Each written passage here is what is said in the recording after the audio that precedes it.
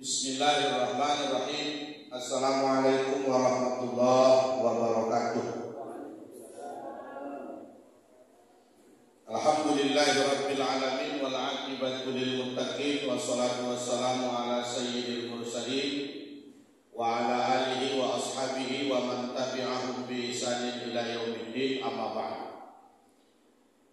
Yang sama kita hormati pimpinan cabang PT Sahara Rizki Holiday Al-Ustaz Alfi Syahri SPDI Hafidhullah. Yang sama kita hormati tuan guru kita Ustaz Usri, kemudian Bapak Ibu calon-calon Duyufur Rahman, semua kita rahimakumullah yang saya muliakan. Mari kita bersyukur kepada Allah Subhanahu wa taala di atas segala limpahan rahmat, nikmat dan inayahnya bagi kita semua, sehingga pada hari ini kita telah melaksanakan setengah perjalanan ibadah umrah.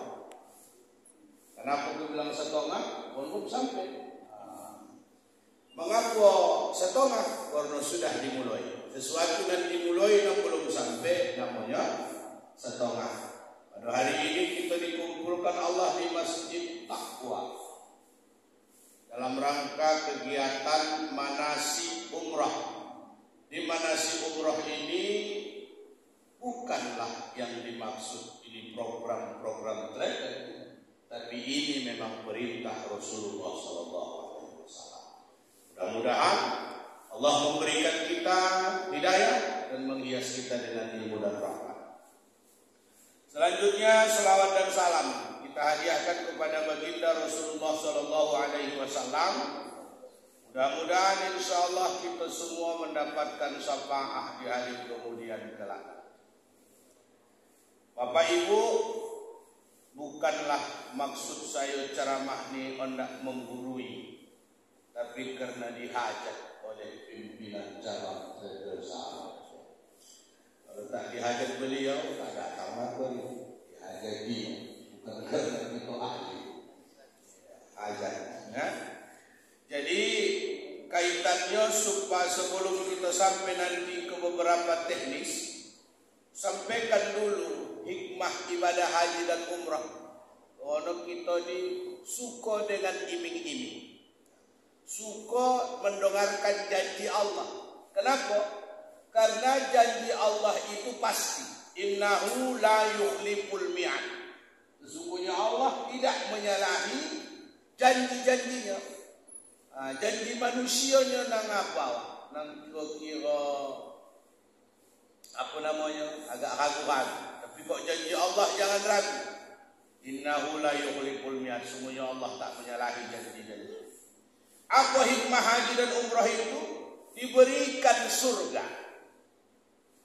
Karena tidak hanya mendapatkan pahala tentang ibadahnya, tapi mendapatkan pahala dari sabilillah. Nah, perjalanan itu perjalanan sabilillah. Perjalanan ibadah, perjalanan menuntut ilmu itu perjalanan sabilillah. Yaitu perjalanan yang memang mutlak di jalan Allah Subhanahu wa taala. Makanya ibu-ibu, bapak, nanti begitu berangkat dari rumah, kemudian diazankan orang bapak ibu, mulailah naik bus, sampailah nanti ke bandara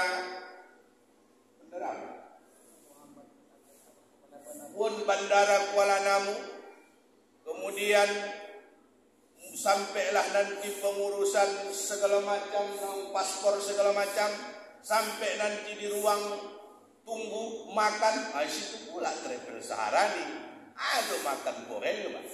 Di Kuala Namu pokoknya makan bante lah, asal nan tolok bau tak pula. Jangan pula gara-gara mentang bante berlebih-lebihan. Kulu wasrabu wala tusrifu. Makan kamu, minum kamu, jangan lebih-lebihan. Innallaha la yuhibbul musrifin. Allah tak suka sama nambah lebih-lebihan. Tak suka Allah sama orang nambah lebih-lebih. Makanya hidup ni pun pas-pas sajalah. Nambah lebih-lebih jangan. Ya, karena waktu sholat pun kita pinta bukan lebih-lebih. Apanya? Pas. Wajburni, cukupi aku ya Allah. Tak ada pala minta berlebih-lebih. Aku di dunia ini tak ada pala nak minta berlebih. Pas saja. Pas onda aku ada. Itu nampun. Berlebih pun kok pas onda awak tak ada. Apa? Biarlah. Yang penting pas. Pas onda awak datang ni. Kemudian sampai nanti naik pesawat, jangan lupa begitu pesawat ni sudah kota pramugari sama pramugaranya, pasang sabuk naik, jangan lupa baca Bismillahi Allahu Akbar. Begitu nak naik, jangan gaduh, karena kita ditayang malaikat. Karena perjalanan kita itu bukan perjalanan wisata ke Bali. Dan gaduh. Jangan pala gaduh naik pesawat. Terus bertasbih. Jangan sampai kita putus daripada mengingat Allah Subhanahu wa taala. Ingat, asal putus sedetik mengingat Allah, maka Allah akan melupakan kita. Karena perjalanan itu adalah perjalanan untuk mengingat Allah. Terus bertasbih. Jangan gaduh.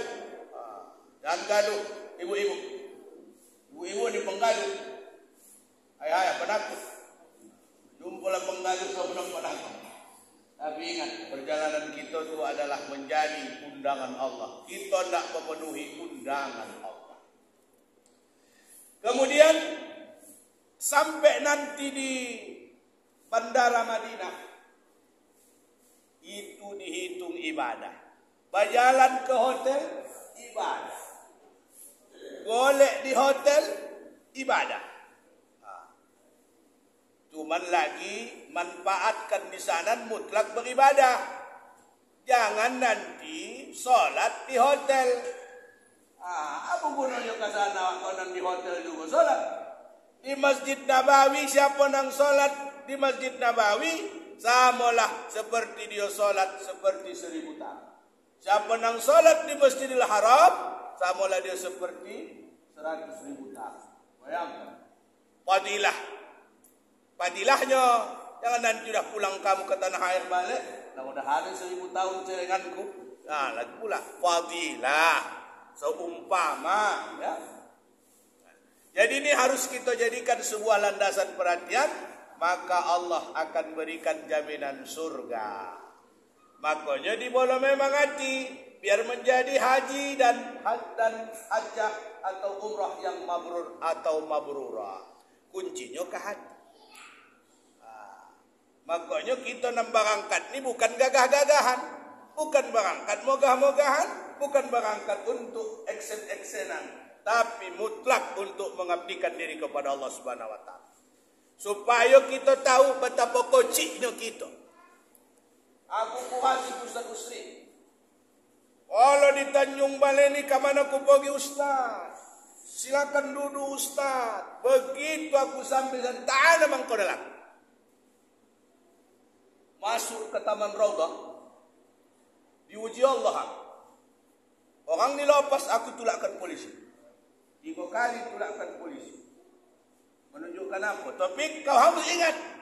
Engkau tak ada apa-apa. Aku yang maha besar minta kepadaku. Saat itu minta, ya Allah, kau berikan aku kemudahan agar aku bisa masuk ke Taman Raudhah ini ya Allah. Antara hamu Malaysia akan tak buka pagar. Duk masuk. Datanglah si polisi ini, ya haji. Tak nak kubantu. Kalau yang penting masuk. Nah, ini menunjukkan bahwa kita mutlak munajat kepada Allah. Nah, yang kedua, hikmahnya menjawab panggilan Allah. Yang ketiga, menghapus dosa. Yang penting.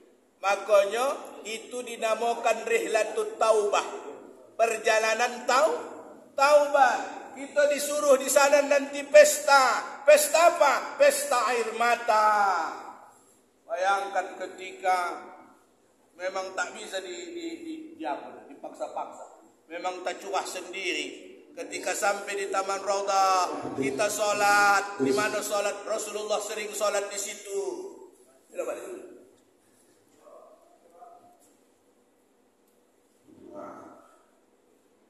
maka nanti ziarah ke makam Nabi. Assalamualaikum ya Rasulullah. Dilambaikan tangan awak. Tak ada nak idokan Tuhan tu tak dikasih. Dari parah tu. Assalamualaikum ya Nabi Allah. Assalamualaikum ya Habib Allah. Andaikan ada keluarga kita nampak titip salam, sampaikan titip salam. Tak balik masuk dari situ. Assalamualaikum ya Rasulullah. Puasa di sekolah. Assalamualaikum ya Rasulullah. Puasa di sekolah. Tak balik. Oh, tak selalu sini. Cukup di hati kita.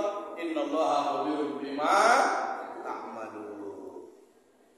Jadi itu upaya kita untuk menghapus dosa nanti sampai di Ka'bah. Dimulailah umrah yang pertama, tawaf, dikelilingi itu Ka'bah tu, dikirikan dia bukan di kanan. Hikmahnya apa? Untuk mengkirikan setan. Kalau setan sebelah kiri, sebelah kanan, manopis namanya. Jadi jangan nanti tak didongahkan pembimbing di sana. Kita ni ini super dapat ini Hajarul Aswad. Oh, tidak dicium. Minta saja kepada Allah. Tapi waktu pelaksanaan umrah itu, ikutlah ustaz-ustaz yang nanti membimbing. Jangan tongkah. Dan jangan suka nanti hal-hal yang aneh-aneh. Walaupun pas makan, tolan saya lah makanan. Jangan nanti terkeceh-keceh. Makanya begitu sampai nanti ke bandara Madinah, sujud syukur. Sudah? Dah sambil sujud syukur, berdoa, ya Allah, cocokkanlah tubuhku ini dengan suhu yang ada di kota ini, ya Allah, dan cocokkan pula lah salehoku sama makanan yang ada di kota ini. Aku pula dah lewat saya makanan kubuan saja. Datang aku kubuan je, datang makan ini kubuan je. Ada lagi siap makan, ada lagi hotel apa namanya kubuan je. Ada orang tak sedang makan, aku pula lah tidak pernah tadi 8 kali makan sehari. Tidak 8 kali kubuan je. Kenapa? Dia cocok sama Allah SWT. Kalau dia minta kepada Allah.